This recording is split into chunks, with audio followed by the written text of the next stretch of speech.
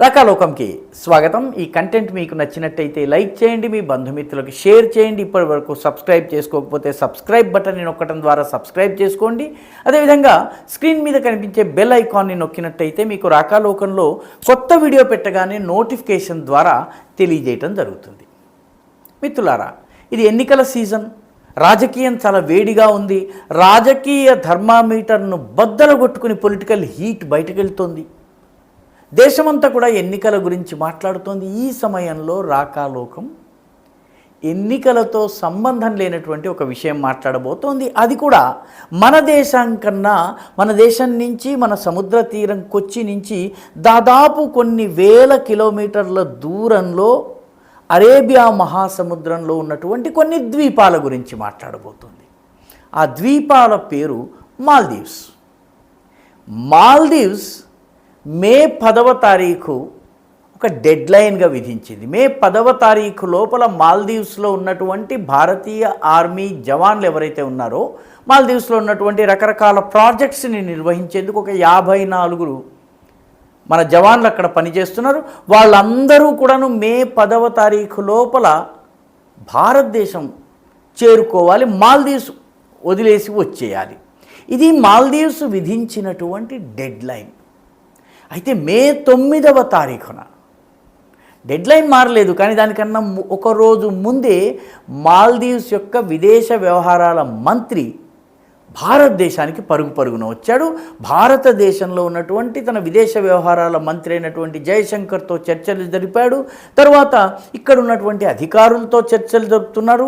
ఒకవైపు India out అని చెప్పి ఉద్యమం చేస్తూ, మరొక వైపున వాళ్ళ విదేశ వ్యవహారాల మంత్రి ఆగమేఘాల మీద హుటాహుటిన ఎందుకు భారతదేశానికి వచ్చి చర్చిస్తున్నాడు. ఇది ఏదో మామూలు సంఘటన కాదు. ఎందుకంటే దీనికన్నా ముందు మామూలుగా మాల్దీవ్స్లో కొత్త ప్రభుత్వం ఏర్పాటు కాగానే ఆ ప్రభుత్వాధినేత మొట్టమొదట భారతదేశానికి పర్యటనకు వస్తారు. కానీ మాల్దీవ్స్లో మొహమ్మద్ ముయిజు దేశాధ్యక్షుడైన తరువాత మొట్టమొదట వెళ్ళినటువంటి దేశము తుర్కియే. తుర్కియేకు వెళ్ళి వచ్చిన తరువాత తుర్కియేకి చెందినటువంటి ఒక యుద్ధ నౌక మాల్దీవ్స్ ఓడరేవులో లంగరేసింది. ఆ తరువాత మాల్దీవ్స్ తుర్కియే దగ్గర నుంచి బెరెక్టర్ డ్రోన్స్ని, అంటే యుద్ధాలలో ఉపయోగించేటటువంటి డ్రోన్స్ని కొనుగోలు చేస్తోంది. మాల్దీవ్స్కి శత్రువులు ఎవరు? అతి సమీపంలో ఉన్న దేశం భారతదేశం. భారతదేశంతో మాల్దీవ్స్ కొట్లాడేటటువంటి పరిస్థితి లేదు, కొట్లాడితే నెగ్గే పరిస్థితి లేదు, అసలు ఆ యుద్ధ వాతావరణం లేదు. అయినా బెరెక్టర్ డ్రోన్స్ ఎందుకు కొనుగోలు చేసింది? ఇది కేవలం భారత్ని రెచ్చగొట్టడానికి. ఆ తర్వాత రెండో పర్యటన మొహమ్మద్ ముయిజు ఎక్కడికి చేశారు? చైనాకి చేశారు. అనేక ఒప్పందాల మీద సంతకం చేశారు.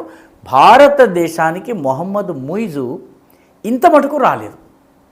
అంటే వాతావరణం ఇలా ఉండగా 10వ తారీఖున 54 భారతీయ సైనికులు మాల్దీవ్స్ వదిలి వచ్చేయాల్సి ఉండగా విదేశ వ్యవహారాల మంత్రి మన దేశానికి ఎందుకు వచ్చారు? చర్చలు హుటాహుటిన ఎందుకు జరుపుతున్నారు? ఇది అర్థం చేసుకోవలసినటువంటి, ఇది పైకి చూస్తే అంత సులువుగా అర్థం కాదు. కానీ కొద్ది రోజుల క్రితము మాల్దీవ్స్ యొక్క పర్యటన శాఖ మంత్రి, ఆయన పేరు ఇబ్రాహీం ఫైసల్. ఈ ఇబ్రాహీం ఫైసల్ గారు ఒక ప్రకటన జారీ చేశారు. ఆ ప్రకటన సారాంశం ఏంటంటే, మాల్దీవ్స్ ఈ సంవత్సరము 20 లక్షల మంది టూరిస్టులను ఆకర్షించబోతోంది.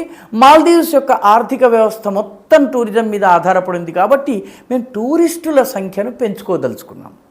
అయితే 20 లక్షల మంది టూరిస్టులను కనుక ఆకర్షించాలంటే మాల్దీవ్స్కు ఉన్నటువంటి అత్యంత సమీప దేశం భారతదేశం. కాబట్టి భారతీయులు రాకుండా మాల్దీవ్స్ ఈ 20 లక్షల టార్గెట్ని చేరలేదు. కాబట్టి ఇండియన్లు కావాలి. అయితే తాజా గణాంకాలు జనవరి 2024 నుంచి ఏప్రిల్ 2024 వరకు మాల్దీవ్స్కి సంబంధించిన టూరిజం శాఖ జారీ చేసినటువంటి గణాంకాల ప్రకారం 2023లో ఇదే పీరియడ్లో 78,780 మంది భారతీయ టూరిస్టులు వెళితే ఈ సంవత్సరం అంటే 2024లో అదే పీరియడ్ జనవరి టు ఏప్రిల్, ఈ పీరియడ్లో కేవలము 48,991 మంది మాత్రమే వెళ్ళారు.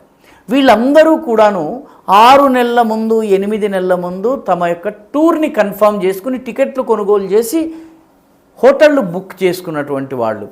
వీళ్ళు కూడా చాలామంది ట్రిప్పులు క్యాన్సిల్ చేసుకున్నారు. అంటే గత సంవత్సరం 78,000 రావడము, ఈసారి కేవలము 48,000 మందే రావడము, అది కూడా ప్రీ బుకింగ్ చేసుకున్న వాళ్ళు. కొత్తగా బుకింగ్స్ పూర్తిగా ఆగిపోయినాయి. గత సంవత్సరంతో పోలిస్తే 42% తక్కువగా భారతీయ టూరిస్టులు వెళ్ళారు. రానున్న రోజుల్లో భారతీయ టూరిస్టులు ఇంకా తగ్గే అవకాశం ఉంది. ఎందుకంటే ఇప్పుడు భారతీయ టూరిస్టులు ఎక్కువ మంది వెళ్తున్నది లక్షద్వీప్కి. లక్షద్వీప్ని ప్రమోట్ చేసినటువంటి వ్యక్తి ఎవరు? నరేంద్ర మోదీ. ఆయన లక్షద్వీప్లోని ద్వీపాలలో తిరుగాడుతూ అక్కడ బీచ్లో సేద తీరుతూ ఉన్నటువంటి ఫోటోలను సోషల్ మీడియా ద్వారా షేర్ చేసిన తర్వాత, ఆ వీడియోలను షేర్ చేసిన తర్వాత భారతీయులకు మాల్దీవ్స్ ఎందుకు, మన లక్షద్వీప్ ఉండగా అని చెప్పి లక్షద్వీప్కి వెళ్ళే వాళ్ళ సంఖ్య పెరుగుతోంది. ఇక్కడ కొన్ని ఇబ్బందులు ఉన్నాయి, కానీ వీలైనంత త్వరగా అక్కడ వసతులు ఏర్పాటవుతున్నాయి. ఇక మాల్దీవ్స్కి వెళ్ళడానికి బదులు లక్షద్వీప్కి వెళ్ళేటటువంటి ట్రెండ్ పెరుగుతోంది. కాబట్టి 20 లక్షల మంది వస్తే తప్ప గడవనటువంటి ఆర్థిక వ్యవస్థ ఉన్నటువంటి మాల్దీవ్స్ ఇప్పుడు భారతీయ టూరిస్టులు కావాలి. అందుకనే మాకు ఇండియన్ టూరిస్టులు కావాలి అని చెప్పి ఇబ్రాహీం ఫైజల్ వాళ్ళ టూరిజం మంత్రి కాళ్ళ వేళ్ళ పడుతున్నాడు, ప్రకటనలు గుప్పిస్తున్నాడు. టూరిజంని పెంచుకోవాలంటే చైనా నుంచి, రష్యా నుంచి వచ్చే టూరిస్టులు సరిపోరు, మాకు ఇండియన్ టూరిస్టులు కావాలంటున్నారు. అదే దానికి మరొక వైపు ఇండియన్స్ వెళ్ళిపోవడానికి డెడ్ లైన్ మే 10. కాబట్టి రెండు పొసగనటువంటి విషయం. మహమ్మద్ ముయిజు అధ్యక్షుడిగా ఎన్నికైన తర్వాత పార్లమెంట్లో కూడాను ఆయన పార్టీ ఇదే ఇండియా అవుట్ స్లోగన్ మీద ఎక్కువ సీట్లు గెలుచుకుంది.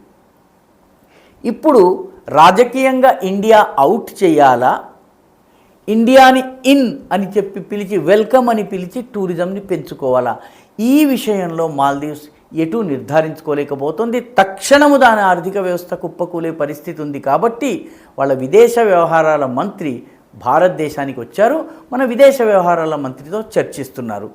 మన టూరిస్టులు వెళ్ళి అక్కడ హోటల్ బుక్ చేయకపోతే అక్కడ ఆర్థిక వ్యవస్థ కుప్పకూలిపోతుందన్న విషయము మాల్దీవ్స్ గుర్తించింది.